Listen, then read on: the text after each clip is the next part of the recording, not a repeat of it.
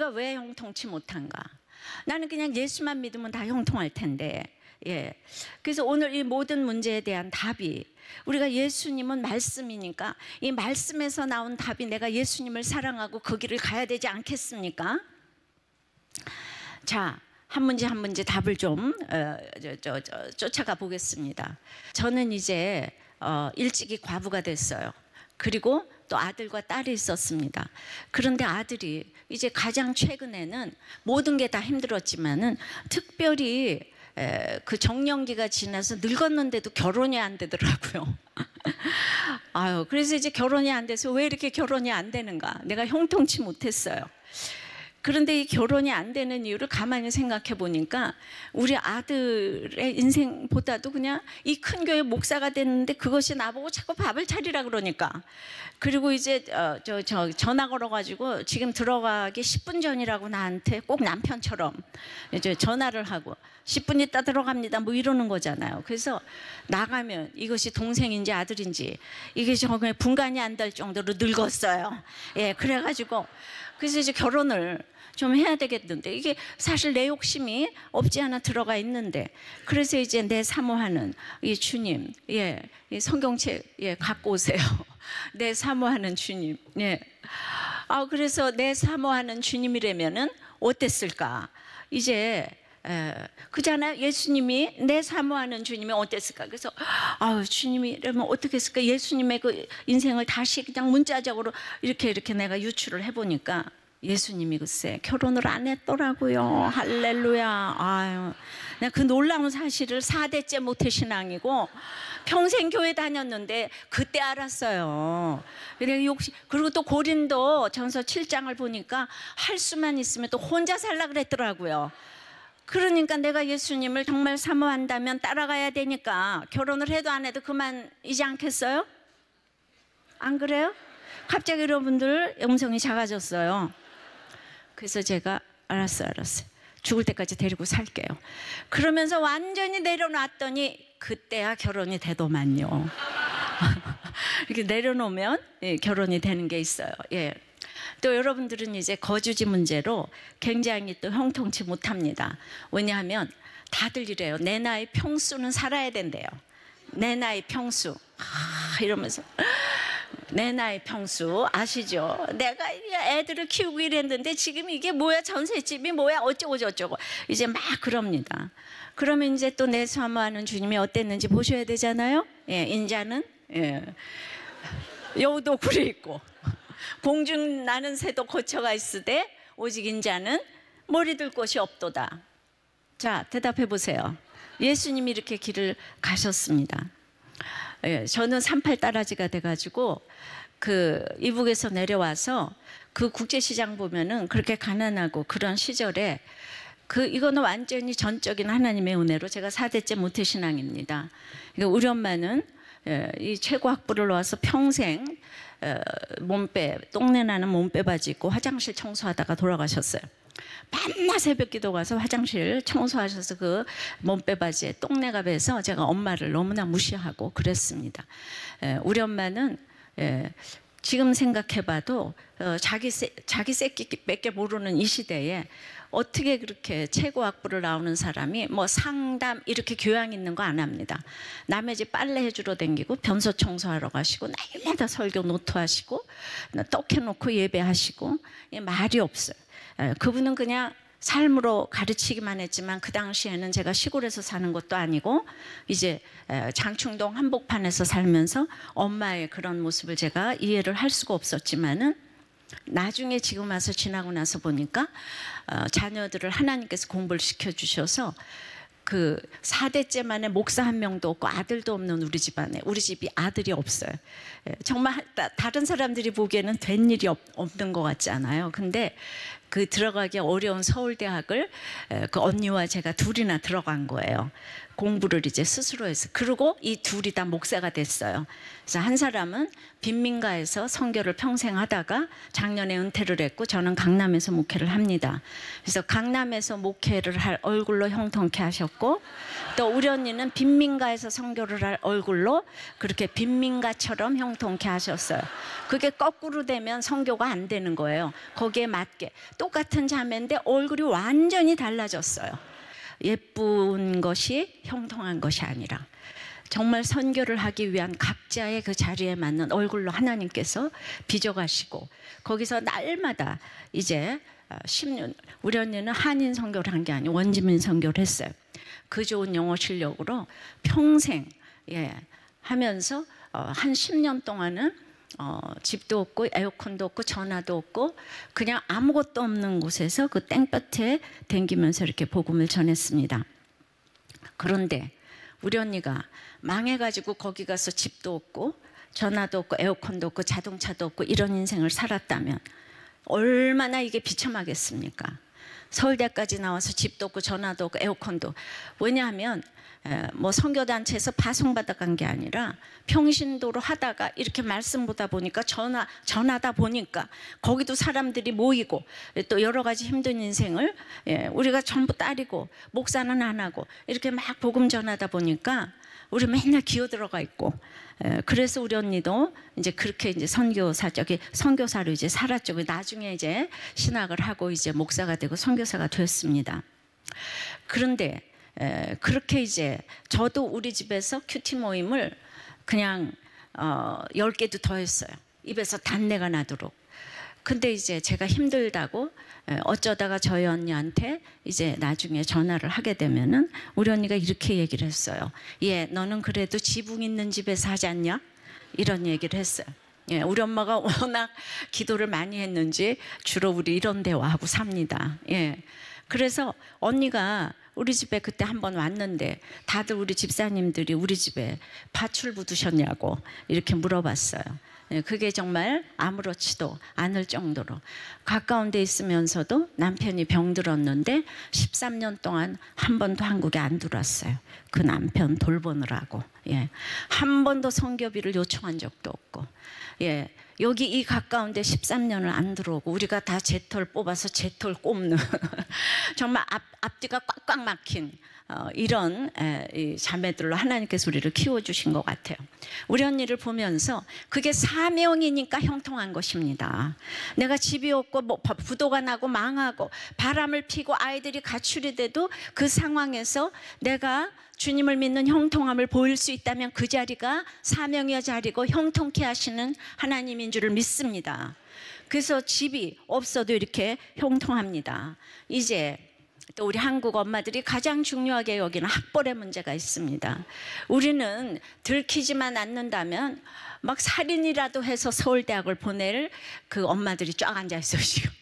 그만큼 학벌 대단합니다. 저는 장로집에서 장로집으로 시집을 갔어요. 다 공부를 잘합니다. 양쪽 조카들이.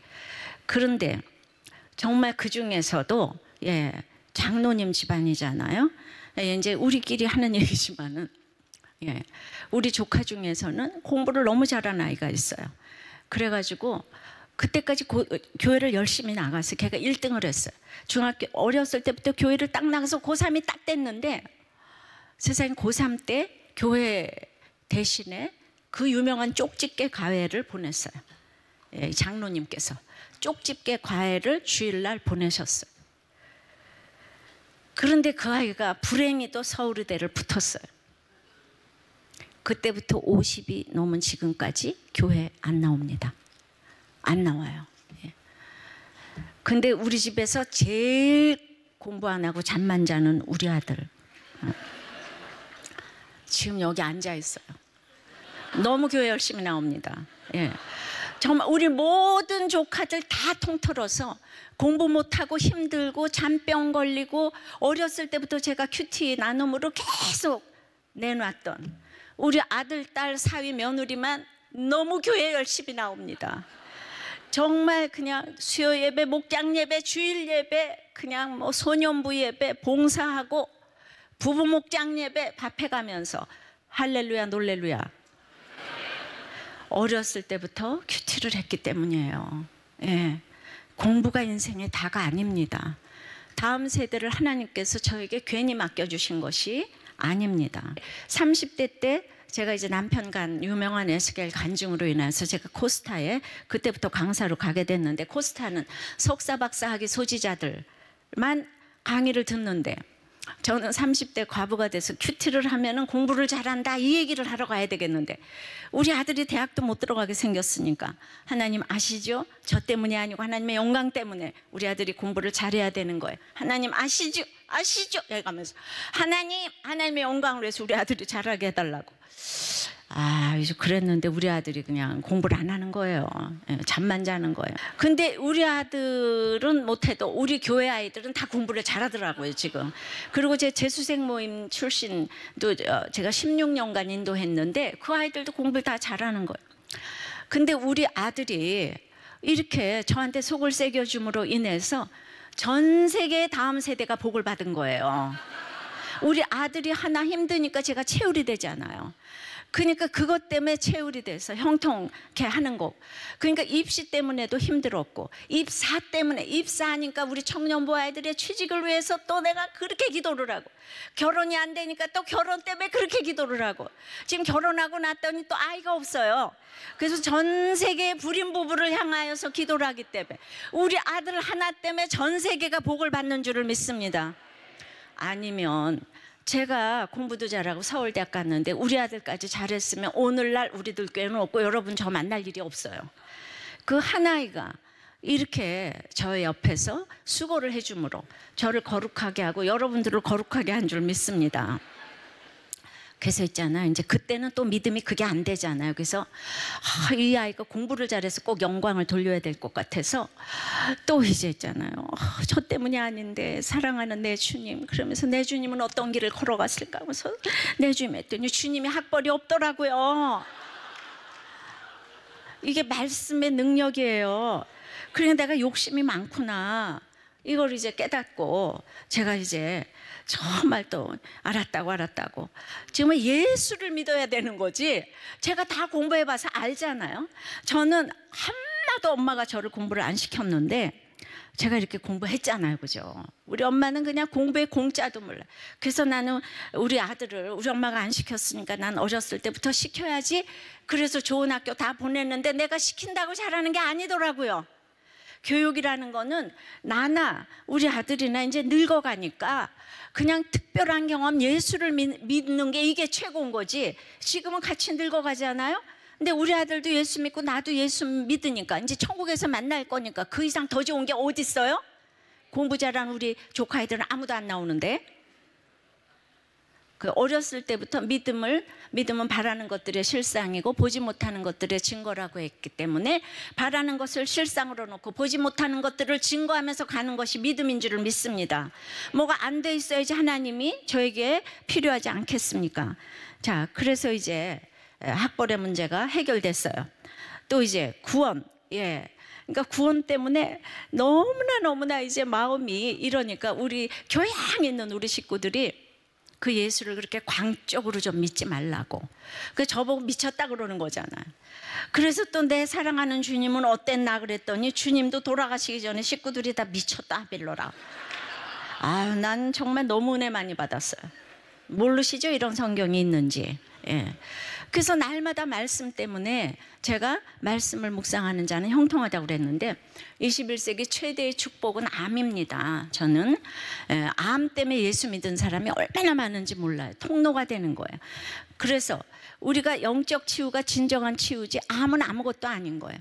10명의 문둥병자를 주님께서 고쳐주셨는데 거기도 계급이 있어서 유대인 문둥병자 9명은 감사를 하지 아니하고 사마리아 문둥병자 한 사람만 와서 감사를 하니까 너만 구원이 이르렀다고 그래요. 그럼 나머지 문둥병 낳고 구원 못 받으면 그 지옥 가는 거잖아요. 병 낫는 게 문제가 아니고 구원받는 게 최고입니다. 그러니까 암 걸렸다 그러면은 빨리 가서 복음을 전하셔서 이제 예수를 믿게 하시는 게 최고인데 그 다음 주일에 조직 검사해봤더니 암이 아니래. 이러면 때는 늦었어요. 암이라 그럼 빨리 가서 복음 전하시기 바랍니다. 나는 가서 할 말이 없어 이러지 마시고 이때가 예수 믿을 때라고.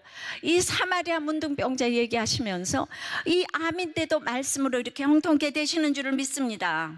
그 3절 봅니다. 그렇게 시냇가에 심은 나무가 이제 형통하는데, 시냇가에 심은 나무도 철을 따라 열매를 맺는다 그러잖아요, 그죠? 철을 따라 열매. 시조를 쫓아 과실을 맺어요, 옛날 성경에. 그러니까 아무리 시냇가에 심겼어도 봄, 여름, 가을, 겨울을 지나야 합니다. 영적 진실성의 결과는 인내인 거예요. 이른 비 늦은 비 때악볕 홍수 앙상한 겨울나무를 다 지나야지 열매 맺는 가을이 오는 줄 믿습니다. 내가 말씀을 묵상한다고 뭐든지 돈 나와라 뚝딱 이런 게 아니고, 우리는 일평생 믿음이라는 것은 한마디로 인내를 말해요. 믿음이 좋다는 사람은 한마디로 인내를 잘하는 사람이에요. 그러니까 정말 때악볕 홍수 이런 거를 지나치며 항상 하나님을 생각하면서 이 성화가 되는, 이미 이루어진 구원을 우리가 누리고 있지만 아직 이루어지지 않은 구원 때문에, 정말 already not done yet 때문에 우리는 구원받았지만은 성숙을 향하여서 이제 발을 이 땅에 딛고 살기 때문에 날마다 씻어가는 이런 성숙으로의 그 인생을 갈기 위해서 나의 봄, 여름, 가을, 겨울이 있는 것입니다. 여러분들이 부도의 때가 있건, 부부간에 불화의 때가 있건, 자녀간에 문제가 있건, 실직의 때가 있건, 이런 봄, 여름, 가을, 겨울을 잘 지나치셔서 열매 맺는 가을이 오게 될 줄을 믿습니다.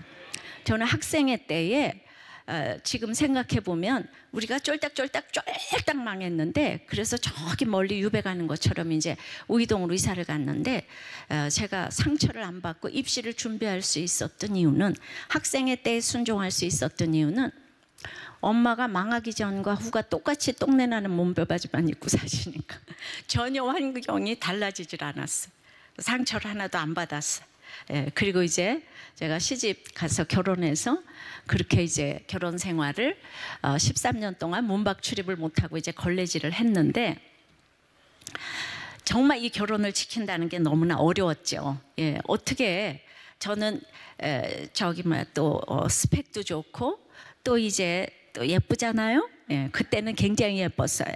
게다가 저는 서울예고 강사를 하니까 그 직업도 빵빵했고, 이혼을 하면은 그때부터 얼마든지 결혼도 할 수 있고, 저는 돈도 잘 벌 수 있고, 여자로서 서울예고 강사는 최고의 이제 이렇게 스펙이 될 수 있는데, 그 모든 거를 놓고 제가 걸레질만 하면서 그렇게 문박 출입을 못하고 13년간 살 수 있었던 것은 이 며느리 때, 아내의 때를 전적인 하나님의 은혜로 이제 보냈다고 생각해요. 그래서 저는 제가 이 가정을 지킨 것에 대해서, 결혼을 지킨 것에 대해서 저는 서울대학 나온 게 자랑스러운 게 아니고, 가정을 지킨 것에 대해서 저에게 노벨상을 주고 싶어요. 서울대학 들어가는 것에 1000만 배의 노력을 해서 가정을 지켜냈어요.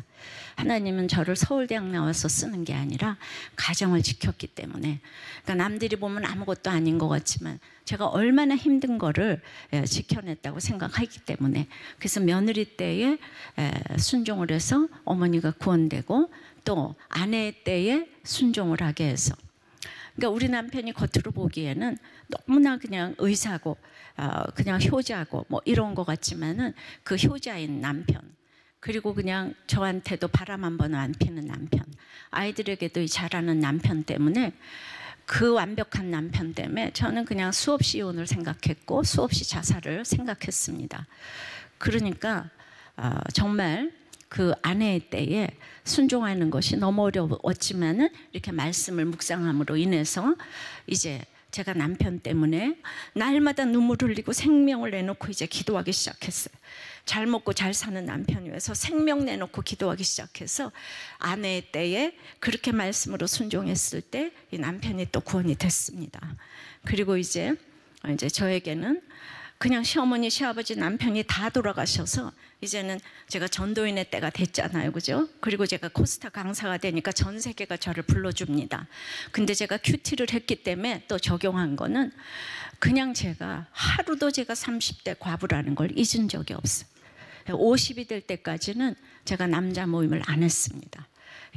그리고 날마다 눈을 뜨면은 또 이제 자동차가 2대가 있었지만은, 다른 거는 다 근면하고 살아도 이제 차는 남편의 역할을 하기 때문에, 제가 차를 안 타고 다니면 누군가가 저를 날마다 데려다 줘야 되잖아. 그래서 그렇게 자동차를 타되 큰 차를 남겨놓고 가서 그냥 거저 소형차로 바꿨어요. 옵션 넣어서. 이렇게 구체적으로 제가 적용을 하고 살았어요. 그래서 50이 넘어서 신대원을 하고 그리고 이제 개척을 해서 여기까지 왔습니다. 지금 제가 전도인의 때를 사는데 이제 남편이 가고 나서 왜 전 세계가 부르는데 제가 왜 안 갔냐 하면은 지금은 어머니의 때가 먼저라고 생각을 했어요. 나를 전 세계가 불러줘도 우리 아이들이 대학교 갈 때까지는 내가 있어야 된다. 그렇다고 내가 데리고 있었다고 공부를 잘한 것도 아니잖아요. 그래도 그냥 무조건 집을 지키고 있는 거예요. 그래서 애들이 대학교를 빵빵 붙어야 되잖아요. 근데 아들은 삼수하고 딸은 재수하고 입학시험 기간을 5년이나 늘려주셨어요. 할렐루야. 그러니까 저는 매일 생각하는 거예요. 왜 빨리빨리 안 될까. 그리고 나서 지금 이렇게 50이 넘어서 뭐라고요? NDB를 하고 교회 개척한 지 12년 넘었어요. 제 나이 아시겠죠? 예. 그래서 왜 이 교회가 12년 됐는데 10,000명이 모이는가? 그럴 때는 이제 나의 봄, 여름, 가을, 겨울에 순종을 했기 때문에 60년의 결과지 신학교 3년 가서 목회를 하는 것은 아니라고 생각을 합니다. 여러분들은 여러분들의 각자의 때에 지금 어디에 순종을 잘하고 있는지 못하고 있는지 생각을 해보십시오. 자, 그렇게 철을 따라 열매를 맺게 되면은 그 다음에 3절 계속 띄워주세요. 그 잎사귀가 마르지 아니한 같으니, 그 잎사귀가 마르지 아니한 같으니, 그는 시냇가에 심은 나무가 형통했어요. 그 시절을 쫓아 열매를 맺어요. 그렇게 되면 잎사귀가 마르지 아니함에 축복이 있는 것입니다. 내가 봄, 여름, 가을, 겨울에 있어도 잎사귀가 마르지 아니함에 축복이 있어요. 이제 누가복음에 보면은 씨 뿌리는 비유를 보게 되면 바위 틈에 떨어진 씨는 습기가 없어서 말랐다고 그래요. 제자들이 물어보니까 말씀을 기쁨으로 받는 자이나 이제 환란이 오면 배반하는 자래요. 그러니까 바위가 바뀌려면은 소나기 몇 번 와서는 절대로 안 바뀌고 습기가 날마다 촉촉이 적셔주는 그 몇 절의 성경 말씀을 통해서 우리가 이제 변화되는 것입니다. 그러니까 20살에 교회를 나와서부터 성경을 보지 않으면 가치관이 안 바뀌어요. 저는 4대째 모태신앙에 교회, 집, 학교밖에 모르는데 학교도 여학교는 미션스쿨을 다녔어요. 예. 근데 성경으로 인도 안 받고 결혼하고 이런 거 하나도 몰라요. 그냥 예수 믿고 잘 먹고 잘 살고 이거밖에 모르고 너무 착하고 모범생이고 이제 그러니까 성경적인 가치관이 무엇인지를 모르니까 내가 왜 시집살이를 하는지 그 이해가 안 되니까 그렇게 죽으려고 하고 이혼을 하려고 하고 이 가치관이 그 바뀌기 위해서는 소나기 은혜 그냥 교회 가서 반주한다고 되는 게 아니고 날마다 촉촉이 적셔주는 그 이슬비 은혜를 여러분들이 누리셔야 되는데 우리는 20살에 성경을 보기 시작해서 큐티를 하면 딱 그 가치관이 깨지는데 꼭 20년 걸립니다. 40살에 하면 꼭 40년 걸립니다. 하루아침에 우리가 그래서 모태신앙이 필요 없는 것은 아니에요. 근데 모태신앙도 그렇게 이제 성경을 다들 이제 안 보니까 저를 성경을 보게 하기 위해서 너무나 내 옆에 식구들이 특별히 남편이 수고를 너무 한 것 때문에 제가 성경이 깨달아지니까 그게 너무나 감사해서 인간의 사랑이 저 밑에 보이는 거예요. 내가 이 주님의 사랑을 아니까 이 주님의 사랑을 알게 해준 이 남편이 나에게 너무 공로자라는 생각이 드니까 내가 그 사람을 인격으로 사랑하기 시작했어요. 그 모든 환경을 껴안게 됐고 그러니까 참고 인내하고 이런 소리는 이제 필요가 없는 거예요. 내가 예수 믿은 것만큼 이제 나와 똑같은 인격으로 생각하니까 제가 우는 것밖에 할 일이 없더라고요. 자, 그러니까 이제 여러분들이 아무리 기쁨으로 말씀을 받았어도 바위 같은 가치관의 말씀을 받았기 때문에 이 문을 나서는 순간 전부 다 이제 멀리 가게 되고 환란이 오면 배반하게 되고 그거는 말씀으로 다져진 거 아니면은 이제 건강한 신앙생활을 할 수가 없습니다. 그러므로 이렇게 촉촉이 적셔주는 이슬비 같은 이 잎사귀가 마르지 아니함에 그 축복이 말씀을 묵상하는 자에게는 있게 되는 거예요.